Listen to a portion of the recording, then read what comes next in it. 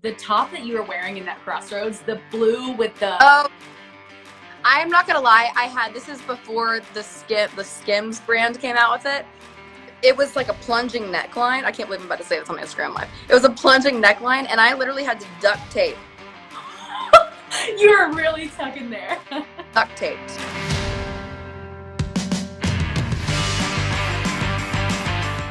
Hi everyone! It's your girl Emily Curl with iHeartRadio, and I hope you had a wonderful holiday weekend. Thank you so much for joining us today.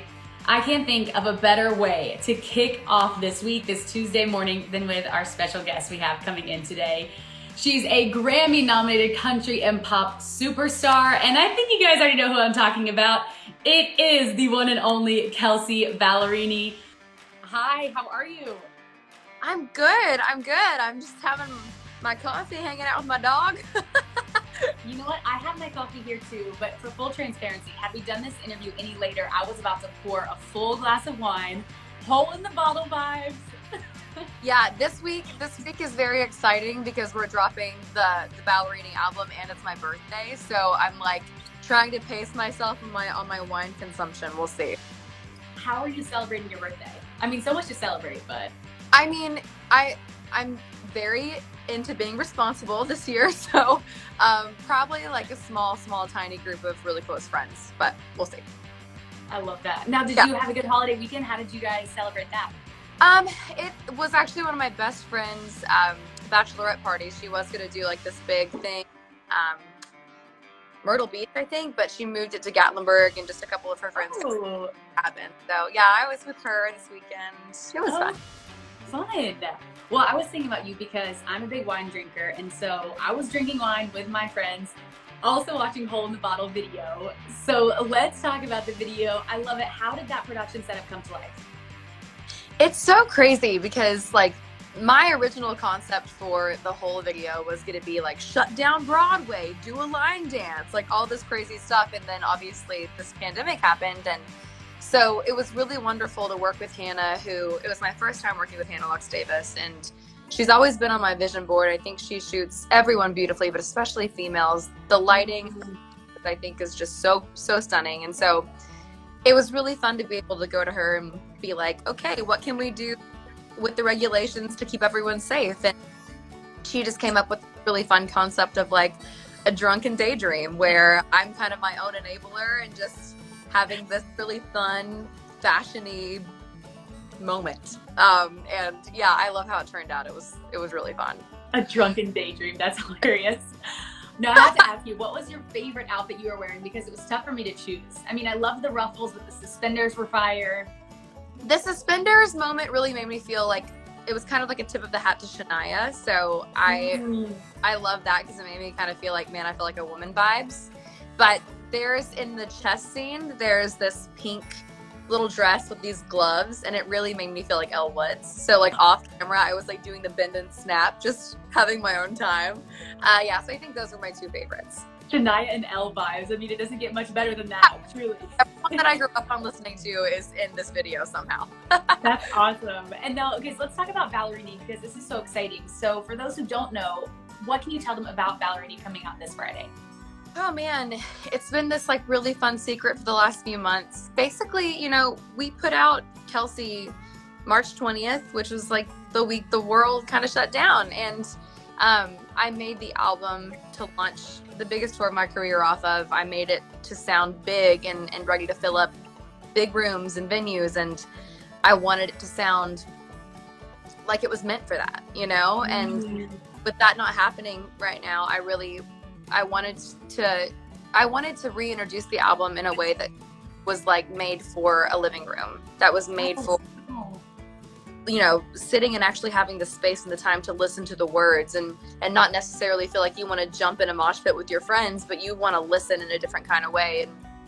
And I love these songs, you know. I worked really hard on writing a ton of songs and narrowing it down to these 13, and it's all really intentional. And I think being able to kind of reintroduce it in a different way makes me feel like, as the writer of all of it, that it's going to get like another shot to get heard in a completely different way, and hopefully people can rediscover it, which is really exciting for me. That's interesting because I was curious if you had sort of always planned on doing something like this or if it was, something going on in quarantine. So I guess that makes sense. Like when you're releasing it to go on a huge tour and then now you want to strip it back a little. Yeah. And like, I've also been working on new music too. And I think I was headed in that direction. And then someone on my team was like, dude, you are in love with the album you just put out. Like, let's go back to this. Like, you just put it out. And I was like, you're right. I do love it. So it was really fun to I honestly fell in love with all the songs while we were kind of stripping it down and then rebuilding it back up. And I think I love it. I love all of it more now. I like appreciate the music a lot more now. Okay, so going back to it, is there what song did you love on Kelsea when you first did it, you were obsessed with? And then what song do you now love on Ballerini that like totally reimagined, blew your mind?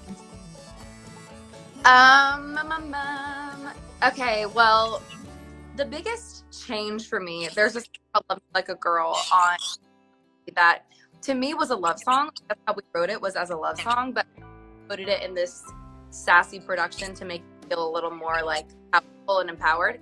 But on Ballerini, this new project, I really wanted it to sound like a love song, like the original for it. So we changed like the structure of the chorus and we added one lyric, and it completely changed the heart of the song to make it an obvious love song now. And so I'm really excited for people to hear that because that was all how I wanted it to be perceived. But now I think it'll really clearly come across that way. And it's so funny now. I listen to it and I'm like, how did that lyric not make it around the first time? But I just didn't listen to it through that lens, Right. So yeah. That was a surprise, I think, of just like, oh, well, I don't know how that wasn't there all along. And then I guess the other one would be probably Club, which we released last week, kind of announce all of this.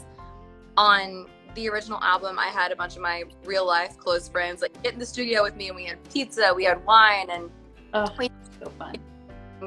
The choruses, and like just had fun. And I wanted to like close my tour with it. Like I wanted that to be the confetti moment, And so for me to like completely reimagine that and make it not the bop and make it a really heartfelt song about, like not wanting your life to revolve around fleeting moments. Like people heard that differently now in the last few days. And that's the whole goal, is for people just to listen through a different lens. So that's been really cool to see too.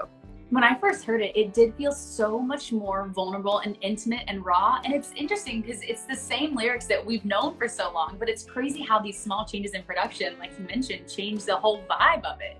It was fun for me because when you put out an album, you think it's perfect. Like you do everything in the month leading up to make it the best it can be. And so I was so married to the production and the lyrics and everything exactly as it was. So it was this really fun creative process to truly scratch everything and build it back up with everything intentionally there.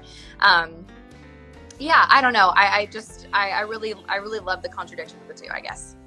So now you mentioned that you're also writing music right now. What sort of vibe are you going for like during this time? I don't know. I don't know.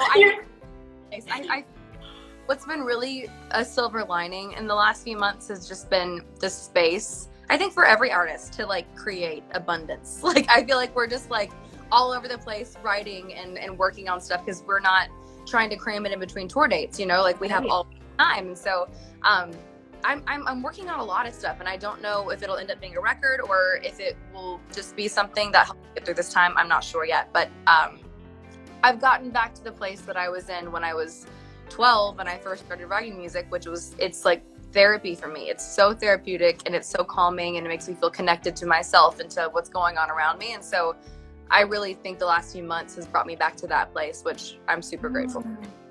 Do you have a favorite part of the process between songwriting or recording or going on tour, or does it all just sort of come in waves of when you're feeling it?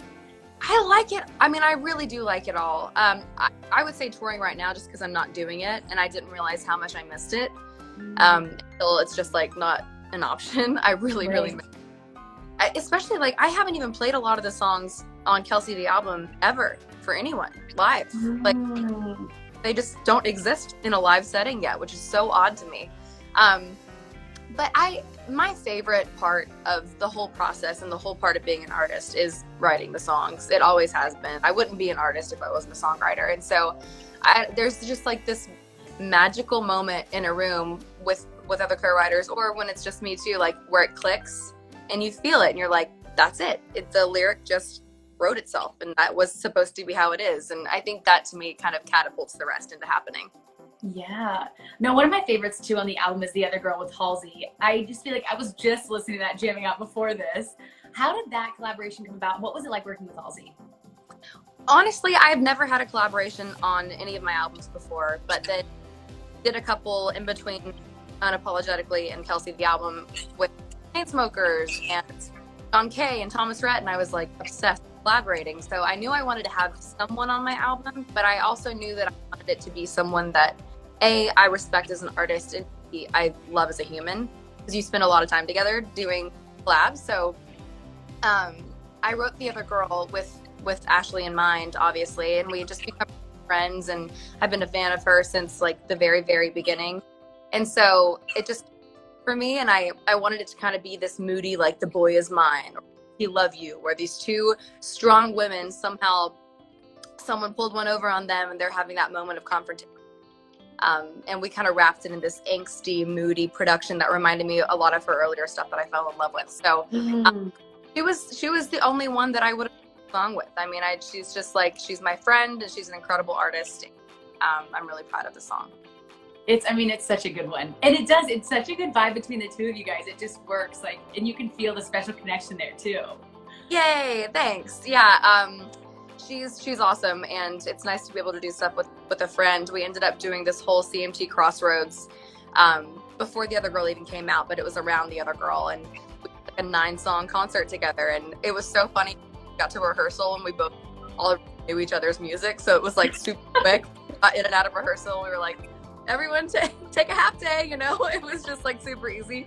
That was definitely a perk.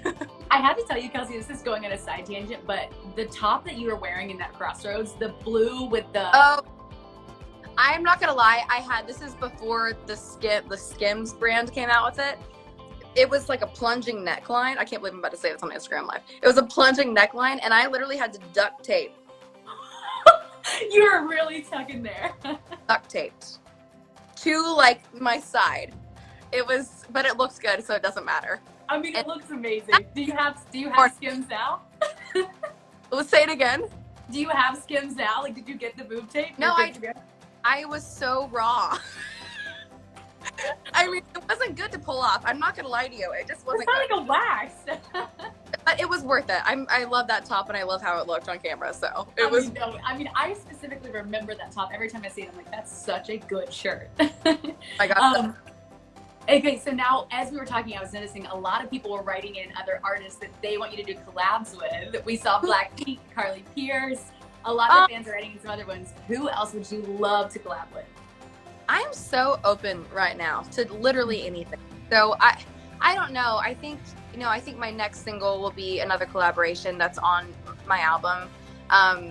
And so after that, I'm kind of just like down for whatever. So whatever opportunity presents itself, I'm open to it.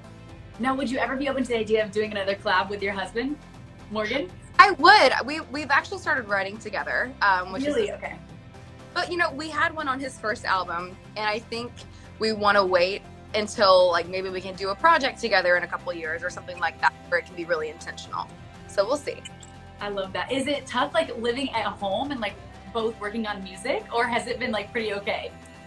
It's been interesting. Like we always kept it really separate because naturally we talk about music all the time already. So I wanted to keep like the songwriting part of it just separate. But yeah, I think just because of the situation, we started writing together, which has been fun, and we have a lot of songwriting friends. So even when we're not writing, like we're able to all together and be creative still. That's so awesome. And now I saw someone write on here, would you ever be open to do a drive-in concert series? Which is an interesting question.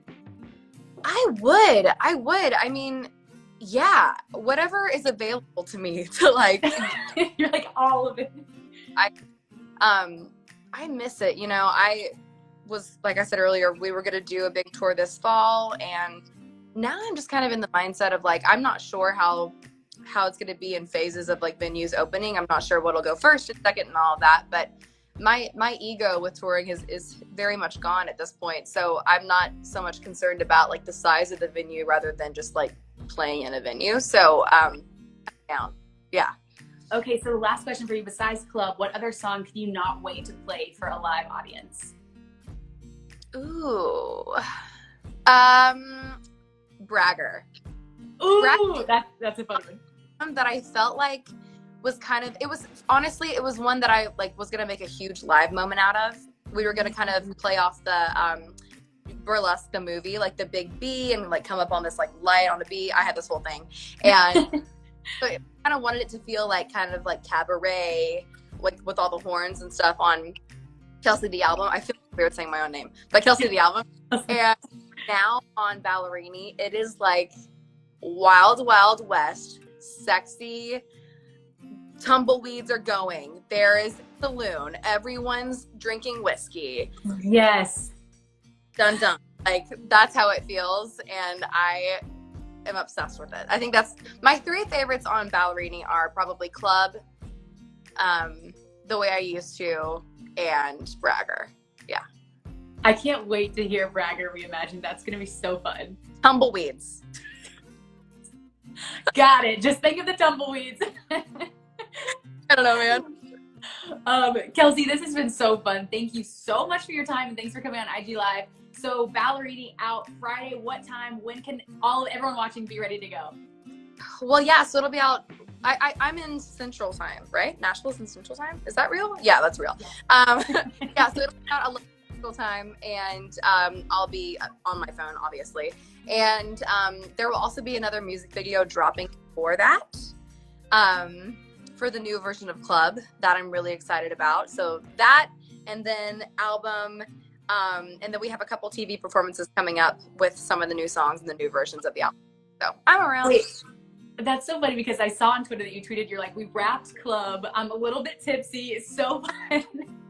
I this idea, you know, because we have a music video for the original Club with all my girlfriends and just having like this really fun girls' night in.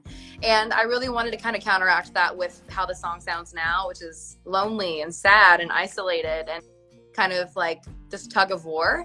And so I had this idea. I drove down to Florida to stay with some of our songwriting friends, and I had this idea, and I like wrote out this treatment and I sent it to everyone. I'm like, I know we have to pull this off in 4 days, but can we do it? And so many people rallied to make it happen. And it's just a really beautiful, stark difference to the other video that we have. So I'm excited to get that out too. Oh, I can't wait to see it. Kelsea, thank you so much again for being here. We're so excited for you. Thank you. Thanks. It's nice to talk to you. It's nice to talk about the new stuff too. I feel like I've just been like, it's happening.